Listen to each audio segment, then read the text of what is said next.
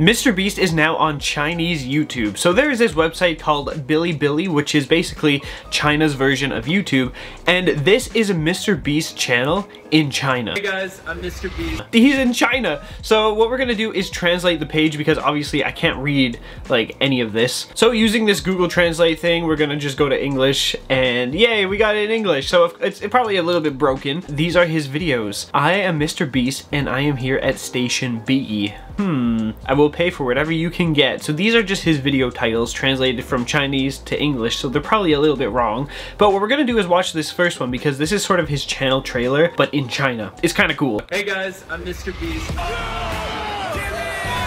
It's a bit strange. Channels in the world. We do videos where this train and it is currently what the full speed towards that giant pit over there. It's just him talking about all of his content on YouTube, but there's all these like, I don't know what all this is, all these weird Chinese text things. What the heck? I think this is just a feature on Bilibili.com itself. I'm confused why there's so much Chinese just everywhere on the page, but you can see there is the captions with the English and Chinese translation, right? We built 100 walls in Africa, or we helped 1,000 blind people see again. It's some videos where we help people. It's kind of cool what he's doing here. Silly videos. So he's just like explaining what his channel is about to the Chinese audience, but still talking in English. So I think that's a little bit where, you know, maybe the channel might not perform well on this platform because everything's in Chinese. Most people typically don't want to read another language just in their subtitles, right? Like, he's speaking in English, but there's Chinese subs, like, I don't know. It is really cool though. It's pretty cool that he's doing this. It's so crazy. You know, right now we're doing around 200 million views a video, and we have an audience basically all over the world except China. Except China. So he's going to go into China now and release content there, which he's done on this platform, obviously. That would be cool to start getting the content over to China. So my view on why he's doing this is simply because he can't really grow too much from here. He's at 250 million subscribers. Like, 250 million subscribers, when you're at that number, there's not much you can do to expand. That's, I think, 3% of the Earth population. Like, who else is going to subscribe in the world? Because he's reaching a point where there's no one left, you know, to click the subscribe button. Sure, he might be able to even double the subscriber count, but I can't see it going really too much further, because I can guarantee a lot of these subscribers have got to be alt accounts, right? Now, the reason why he is doing this is because he's ran out of people to subscribe, but he hasn't tapped into the Chinese market, you know, the Chinese audience that he could potentially have, which was seen like when he took all of his YouTube videos. If you go down here to settings and go to audio track, you can listen to the video in all of these languages. So if we switch to Japanese and then play the video, he's gonna be speaking in Japanese. That's Japanese. So what he's done is gotten voice actors, and he's dubbed all of his videos in all of these different languages. And so if you are in Japan and you search in Japanese for something, the title will auto translate in Japanese, and then you automatically get your language dubbed, so you hear Japanese.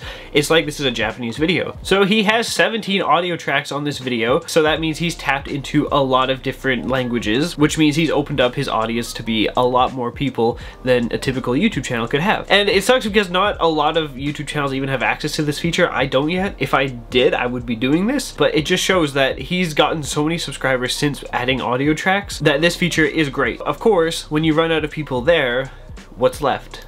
China. Right? Because China has over 1 billion people in it, so of course this is a huge market that he could tap into to get subscribers from. But the only thing is, the Great Firewall in China, it doesn't allow YouTube to be in China, so he has to do it on another platform, which is of course Bilibili.com. So this is the Chinese YouTube, and it's the Chinese YouTube because they don't have YouTube in China. You know, politics.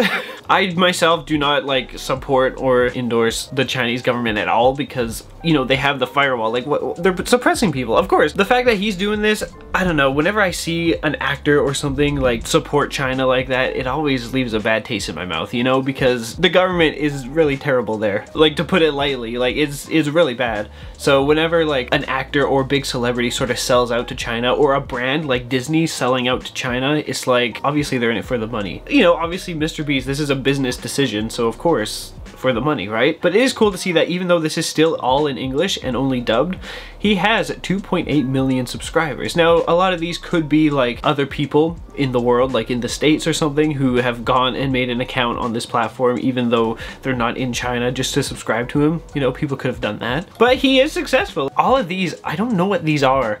I think these are comments, right? Because you can like them? These have got to be comments. What does this one say? I swear these are comments that they're just displaying on the screen for some reason. I bet you could turn that off because it's not at this part of the video, right? So I think that's just a weird feature of Bilibili.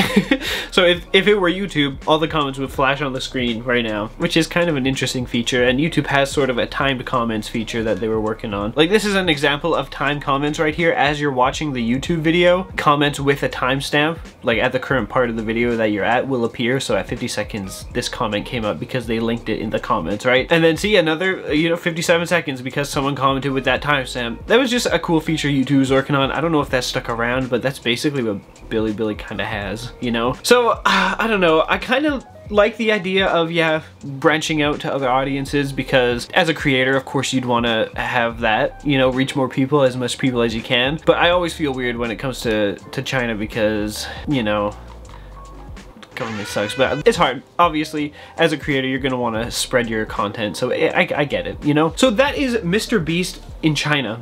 He actually did this a few months ago. Like, this isn't super new news, but I didn't realize that we can even access this website outside of China at all. That's kind of cool. Also, I just want to point out in his video description, it says subscribe for a dumpling instead of subscribe for a cookie. That's like hilarious.